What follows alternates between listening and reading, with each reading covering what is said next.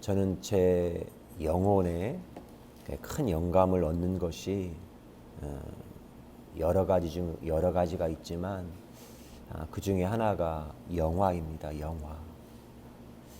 그 한 감독이 예술인이 자신의 그 마음에 있는 영혼 안에 담겨 있는 메시지를 그 움직이는 영상 언어를 통하여 그 관객들과 세상 사람들과 소통하는 방식, 그래서 많은 음향, 시나리오, 뭐 과학기술, 그런 모든 것이 종합된 예술이 영화라고 할 수 있습니다. 독립영화 가운데 몽마르트 파파라는 영화가 있습니다. 감독이 민병우이고 거기에 주인공 배우가 민형식입니다. 그런데 이들의 관계는 아버지와 아들의 관계예요.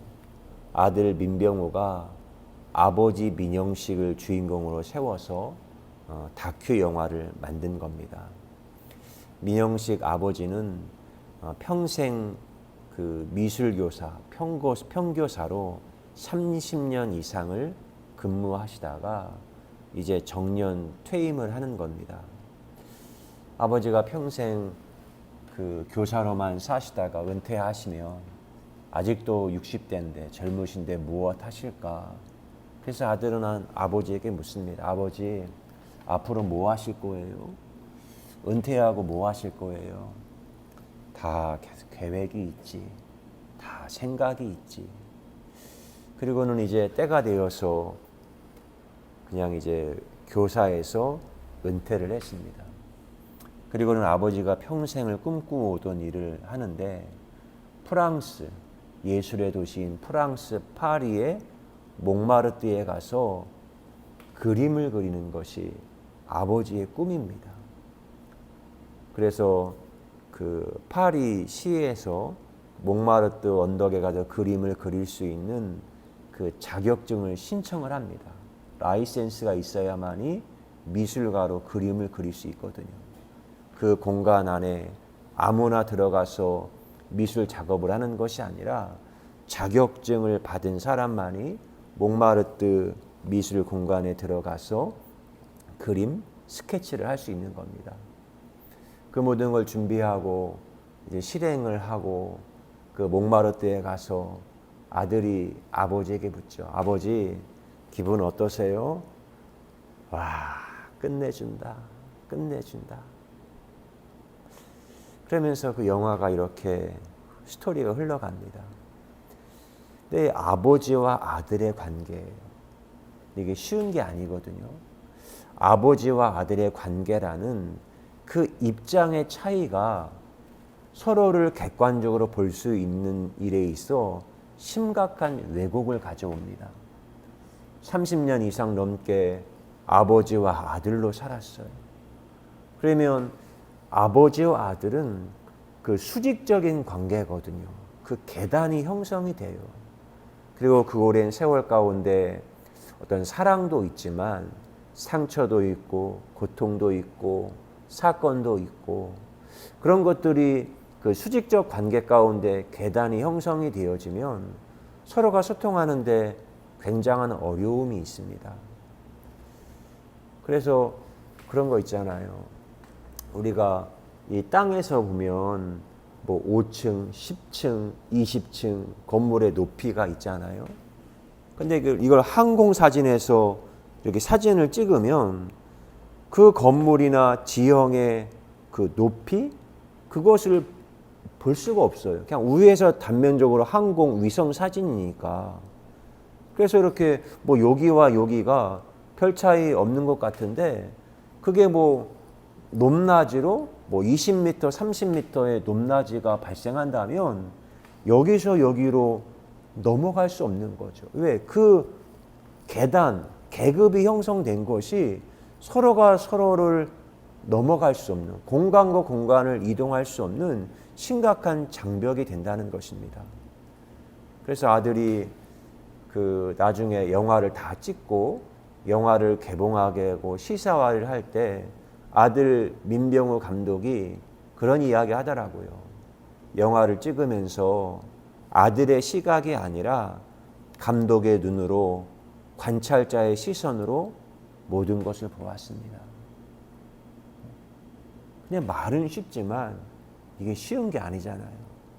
그동안은 평생 아들로 살다가 아들의 입장에서 아버지를 보다가 아들의 입장을 내려놓고 감독의 눈으로 아버지를 보는 겁니다.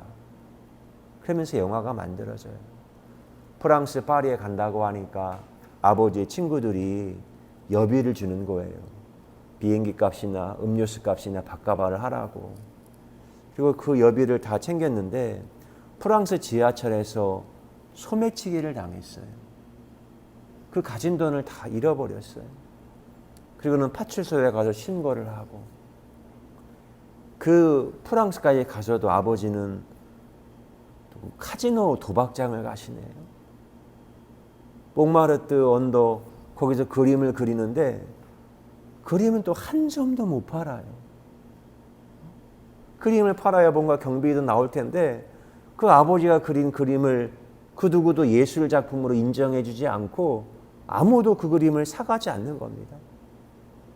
비가 오면 그 화구 도구를 이렇게 감싸서 중단했다가 햇빛이 나면 그랬다가, 그런 모습이 영화에 계속 반복이 되는데 하루하루 일상이 남루하고 비루하고, 그런데 아버지의 눈에, 그 아버지의 모습이 아들의 눈에는 너무나도 비루하고 남루한 것 같지만 경이로운 모습처럼 느껴지는 거예요. 한 번은 아버지가 고흐의 영감을 받는다고 고흐가 그림을 그렸던 그 장소를 아버지가 찾아가는 겁니다. 근데 그런 것을 이 민병우 감독이 아들의 입장을 내려놓고 감독의 눈으로 바라보니까 너무 멋있게 보이는 겁니다. 아버지의 삶 가운데 이런 예술적인 아름다움이 감추어져 있었구나. 우리가 오늘 마태복음 13장 밭에 감추인 보화를 읽었습니다. 이 농부가 늘상 밭에 가서 일터에 가서 일을 합니다. 그런데 어느 날 정말 뜻하지 않게 보화를 발견했어요. 그 보화를 발견했을 때 너무 기쁘죠. 이 세상에는 모든 만물에 하나님의 숨이 담겨 있거든요. 그 모든 세상의 만물은 원자로 이루어졌어요. 그 원자에는 알갱이와 파동이 있고, 그 모든 원자들은 고유한 성질, 그걸 가지고 있고, 그 원자가 무엇을 만나느냐에 따라서 그 진동이 확장이 되기도 하고. 근데 마태복음 13장 44절에 보면 천국은 마치 밭에 감추인 보화와 같으니 사람이 이를 발견한 후 숨겨두고 기뻐하며 돌아가서 자기의 소유를 다 팔아 그 밭을 사느니라. 여기에 제 눈에 다가오는 것은 이를 발견해 두고 숨겨두고 기뻐하며, 그것을 샀을 때 기뻐하는 게 아니라 발견했을 때 나만 아는 거예요. 그때 농부가 너무 기뻐했다고 말합니다. 저는 여기서 이 사람이 소유를 다 팔아 샀다는 게 꼭 돈, 자본 이것을 말하는 게 아니에요. 자기가 하는 노동, 행위, 그 모든 걸 거기에 하는 거죠. 그리고 그것을 할 때마다 얻게 되는 그 밭에 감추인 보화를 발견하는 그 기쁨이 너무나 놀랍게 다가오는 것이죠. 저는 우리의 일상의 삶도 마찬가지라 여겨집니다. 하나님이 일상의 밭에다가 보화가 있거든요. 그리고 그 보화를 하나님이 숨겨두시고 그것이 발견되기를 기뻐하시는 하나님 아버지의 마음. 민병우 감독이 아들의 입장을 내려놓는 것 쉽지가 않았겠죠. 그 오랜 시간을 아들로 살다가. 요한복음 4장에 수가성 여인이 평생 그는 물동이를 이고 그 우물가에 왔다가 그 물을 떠서 집으로 돌아갑니다. 그러면 물을 떠가려면 늘 물동이를 가지고 와야 돼요.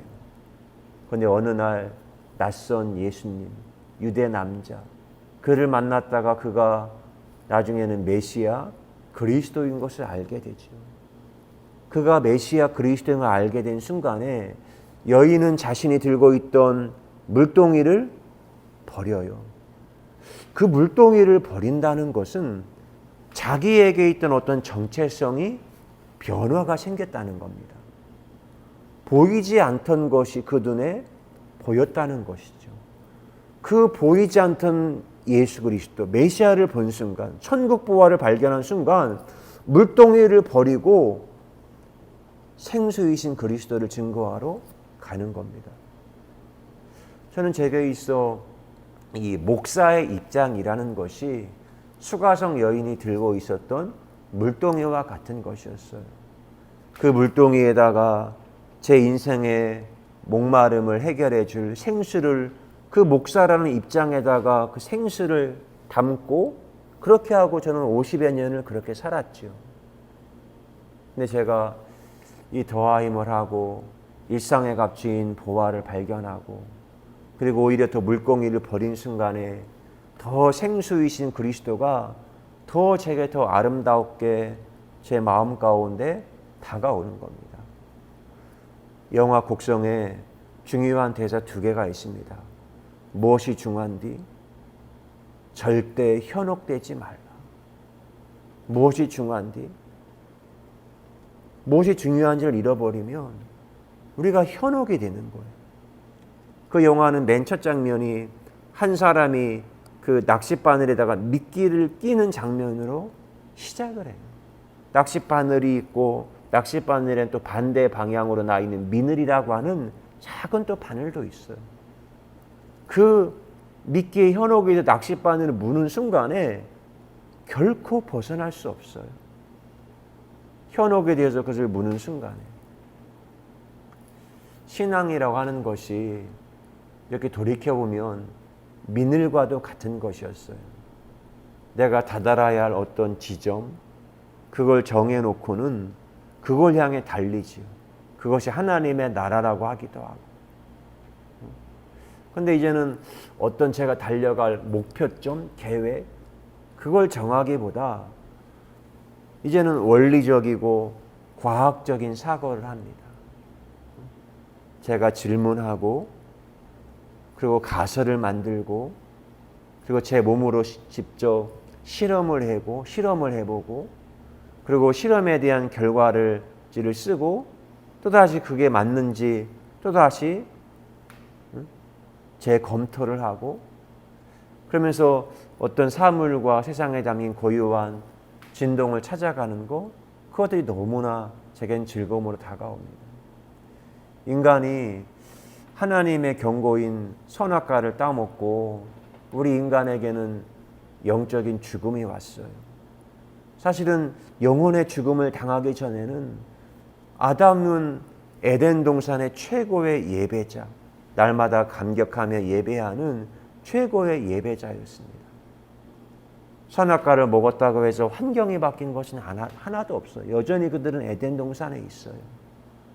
그러나 그 미늘에 담긴 선악과 그걸 먹고 난 다음에는 생명의 변화가 왔고 생명의 변화니 태도가 변화되었네요. 그리고는 에덴 동산에 쫓겨나서 가인의 계보가 인간의 형상을 가진 그 모습으로 쭉 이어집니다. 가인의 계보가 나오죠. 창세기 4장 16절에 가인이 여호와 앞을 떠나서 에덴 동쪽 놋 땅에 거주하더니 라고 말해요. 하나님을 떠나서. 놋이라는 것이 유리함입니다. 방황하는 것이에요. 하나님을 떠나서 내가 어디 정착할 곳이 없을까? 내 마음을 둘 곳이 없을까? 그들은 하나님을 떠난 순간에 그들의 마음이 늘 방황을 하는 거예요. 물 찾을 곳을 찾아서 방황을 합니다. 근데 우리들이 하나님을 떠나면 뭔가 끊임없는 목마름, 배고픔, 굶주림 이것을 느껴요.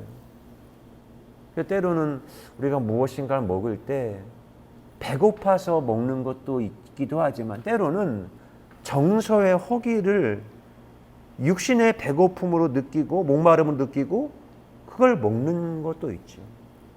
그래서 우리는 스트레스 받을 때 단 거를 먹고, 스트레스를 받을 때 내가 중독된 기호식품을 찾고, 그것은 사실은 내 정서의 허기 때문에 그렇죠.